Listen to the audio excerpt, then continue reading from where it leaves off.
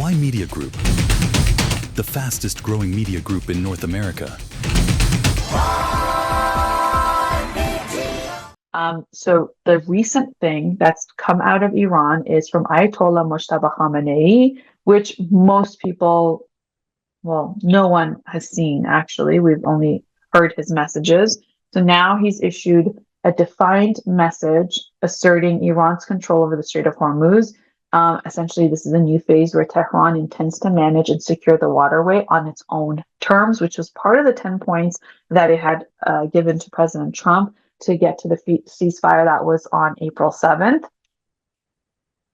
And now they're saying that they want to double down on it. You know, since the last couple of weeks, we have US vessels blocking off the Iranian ports, blocking Iranian trade, which is affecting its economy after obviously the devastation that's been caused there to its infrastructures. So right now Iran is saying we're going to take full control. Now, I do want to remind you that before February 28th, which is when the war started, Strait of Hormuz did not belong to anybody. It was an open waterway for cargo vessels and oil tanks. This was, and really essentially carrying 20% of the global oil supply. It did not belong to Oman, Iran, or anyone. But because of a response to the war, Iran choked it up. Obviously, it can't go to war with the United States. It doesn't have the military capacity, right? So then it was, okay, let's go for an economic war and block off the Strait of Hormuz, all the countries that get affected, the markets react, price of oil goes through the roof, over $100 per barrel. It even went up to $120 per barrel. Massive reactions, and then therefore all those other countries will pressure the United States, the Trump administration, Americans who have their oil prices going through the roof, react to their local, Congress people, and then of course it's going to be a chain reaction, and then therefore that's why the narrative and the objective of the war changed from changing the regime to opening up the Strait of Hormuz. So now the Ayatollah is saying they're going to take control of it. So this is massively a big thing, and essentially Iran said. And they're enforcing new management of the Strait of Hormuz. They just claim the territory, right? And they're going to eliminate enemy abuses. This is their terms of the waterway, and their message is signaling that they want stronger Iranian control post-war and resistance to the U.S. pressure of blocking off that region and continued leverage over global oil supply, right? And this leverage is massive because essentially they're also targeting the production and the output of countries like Saudi Arabia, UAE, the other countries that are there in the Strait of Hormuz. We know now UAE is a response of 2 months of not being able to export its oil, has now left OPEC. So massive changes. And if Iran controls the Strait of Hormuz, what does that mean for the petrodollar? These are things that, of course, are ever changing. So now oil impact, right, surged above $120 per barrel. 2 months of this blockage is now massive. So Iran is shifting from what would be a defensive posture, saying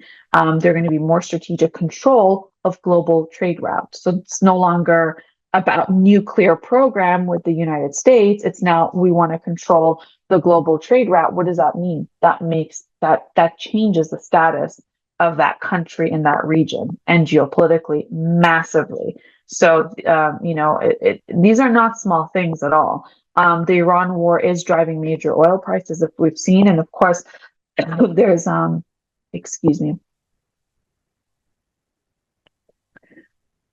there's concerns of inflation, recession risks, and of course the consumer costs, right? So when gas prices are through the roof, that affects, what you pay for in terms of goods, basic goods, like in the grocery store as well, right? So all of it is very interdependent. And, US gas prices, we saw go up to $4.30 per gallon. In some states, it went up to $6 to $7 per gallon. This is massive. That's like a 60% surge globally, right? And so the economic risks are huge with stagflation, which essentially is low growth and high prices. So, and then now the United Nations has is warning that this war that started 2 months ago is pushing Somalia towards famine. We've talked about fertilizer export comes out of the Strait of Hormuz, but now because the global price shock has hit one of the world's most vulnerable regions in Africa, and the conflict is driving rapid surge when it comes to food, fuel costs, and fertilizer, right, consumption. So this is pushing Somalia into famine. This is very critical. United Nations is stepping in to say, hey, we need to have some sort of resolve to this war. We know that we don't have a deadline between these two countries to come to the table to come with a peace plan to end this, open up the Strait of Hormuz. Iran is saying we want to control it. So now will the United States give it Strait of Hormuz? And what does that mean for the United States post-war in terms of why it started any of this to begin with, right? So some of the stats because of this war has been food prices have doubled, fuel, of course, doubled, tripled in some regions. And we're looking at, severe malnutrition children. Famine is a massive thing.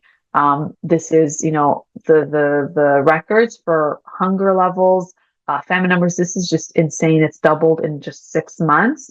So this is massive. And then, of course, there's the lives that were lost, right? So we're about 5,000, over 5,000 people who lost their lives in Iran, in Lebanon, in Israel, in the United States, all combined, and some from the GCC countries. So this is, a situation where, of course, we want to make sure we get to a peaceful measures and, of course, see what that means for who are the world's superpowers moving forward.